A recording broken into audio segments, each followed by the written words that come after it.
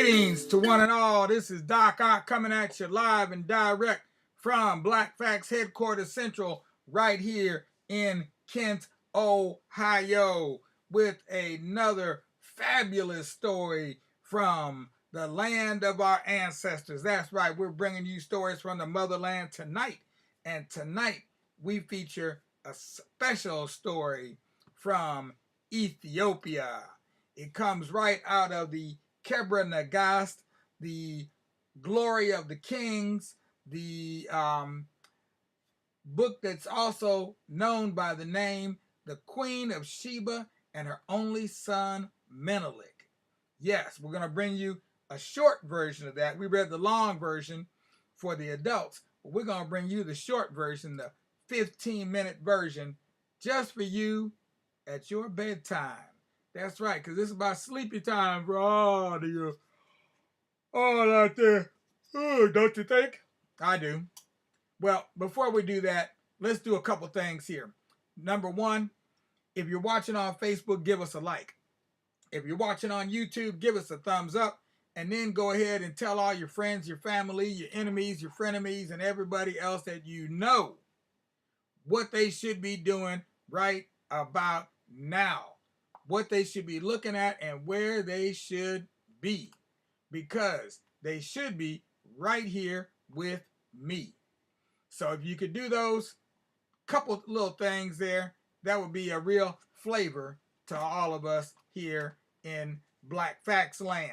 Meanwhile, let's see what we've got tonight for a proverb. Let's see what we got. See if we can find any we haven't read in here already.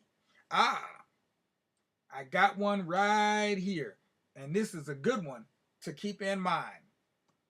A thief is always under suspicion. A thief is always under suspicion. So if somebody is known to be a thief, you always got to watch out for them, because they might thief you too. Absolutely. All right. Meanwhile, let's move on with tonight's story from, we're going to be reading from our book, A Treasury of African Folklore. Excellent book to have in your collection. We've got it here. It's by Harold Corlander, well-known author and researcher, and he has put together this collection of African stories he calls A Treasury of African Folklore. He's also got another one called A Treasury of African American Folklore. And so you can do a little compare and contrast there between the African stories and the African American stories. That always comes out very interesting as well. So we're just going to read the story, the Queen of Sheba legend, or the founding of the Solomonic dynasty. And then we've got part 2. Wow, part 2 is long. Much longer than part 1. But we've got, oh, you know what? Let's read this one here. We're going to read this one called Another Account of the Queen of Sheba. Let's see. Oh, I see. Okay. And then, yeah, and in the return. Okay, so we're going to read these two here. All right, because I read these before, so I'm just looking to make sure that I know which one we want to read for tonight. All right, so here we go. Another account of the Queen of Sheba. And we can start our slideshow here. Boom, boom, boom. Boom, boom, boom. As soon as I get it ready here, got a little bit of issue here. I want to get it all the way black to the beginning. And that's how I do that. And now we're ready to glow. Another account of the Queen of Sheba. The following excerpt is from another account of the Queen of Sheba legend. As this version goes, Makeda is one of the firstborn, rather than a virgin girls who are to be sacrificed to the serpent king Arwe. Oh, wait a minute. I almost forgot something here. I see what the problem is. I see what the problem is. One moment here. Let me fix this back here. Ah, there we go. Okay, put it back to here. Now, these will run automatically. I don't have to press the button anymore. Okay, the killers of the serpent are 7 saints, and their weapon is a cross. As they battle with the monster, a drop of its blood falls on one of Makata's feet, and it is changed into the hoof of an ass. She is made queen, and her journey to see Solomon is motivated by her belief that he is a great magician who can restore her foot to its normal form. So King Menyelek's mother was a Tigray girl named Etiye Azeb, or Queen of the South. And in her days, the people were worshiping a dragon, and the sacrifice which they brought to him was the following. Each man among them gave in turn his firstborn daughter and an etalam, about 300 liters of mead, or te'ej as we call it, and an entalam of milk to the dragon. Now when the turn of Etiye Azeb's parents came, they tied her to a tree for the dragon, and to the place where she was tied to the tree came 7 saints, possibly angels, and seated themselves there in the shade. And while they were sitting there in the shade, she began to weep. And one of her tears fell upon them, and when this tear had fallen upon them, they looked up and beheld her tied there, and they asked her, saying, What art thou? Art thou Mary? Or art thou an angel? Or art thou a human being? And she answered them, I am a human being. They said to her, And why art thou bound here? They have bound me in order that dragon may devour me, said she. They asked her, Is he on the other side of the hill or on this side? He is the hill, was her answer.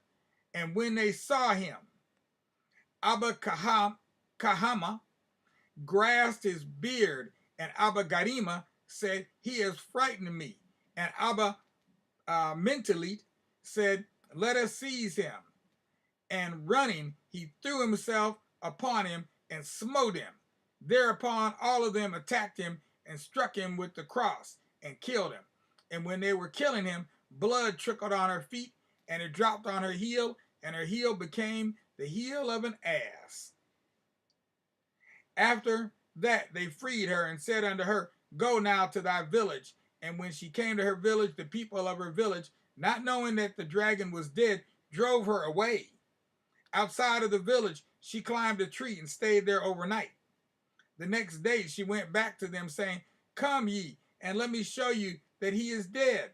So they followed her, and the dragon appeared, lying dead before them. And when they saw him lying dead, they said, Let us make her our chief. For if God had not given this to her, how could the dragon have met his death through her? And they made her their chief. And after she had become chief, she made a girl like herself her minister.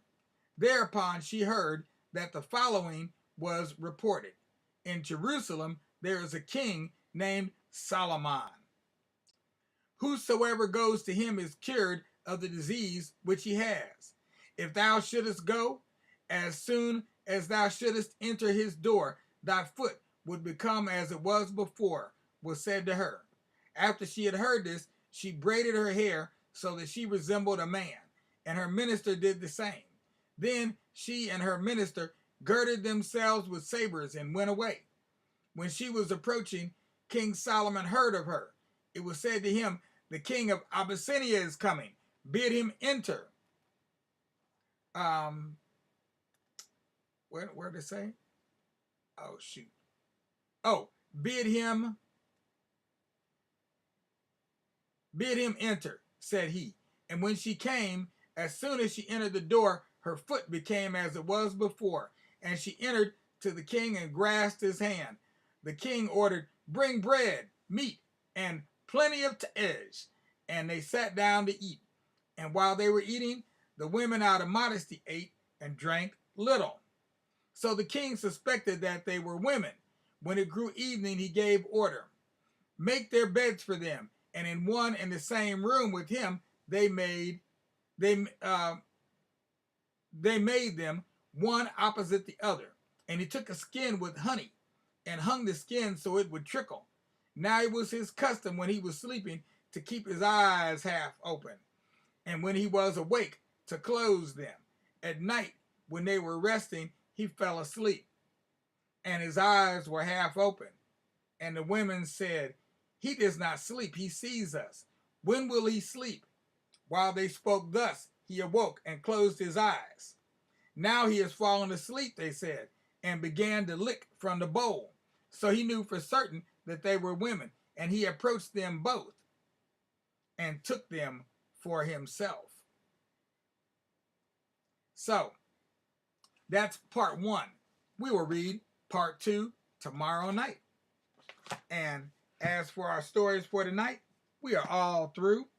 So you know what it's time to do. All you little children need to take your little heads and lay them on your little pillows, on your little bed.